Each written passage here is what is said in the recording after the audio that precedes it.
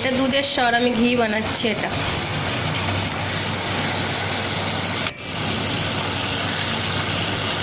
এটা দুদিনের দুধের সর, আমি একটু আলাদাভাবে বানাচ্ছি, আবার পরে অন্যভাবে দেখাবো। দেখো ঘিটা বেনে গেল আমার। এটা দুদিনের এই জন্যে বানিয়েছি, বেশি দিন রাখলে বন্ধ হয়ে যায়।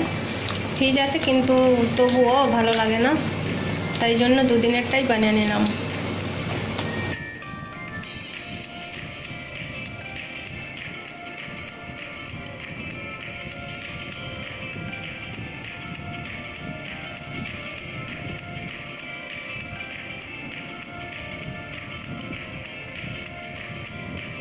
আমার ভিডিওটা যদি তোমাদের কাছে ভালো লেগে থাকে একটা লাইক দিও, কমেন্ট করো আর আমাকে সাপোর্ট করো, আমার পাশে থেকো। Thank you.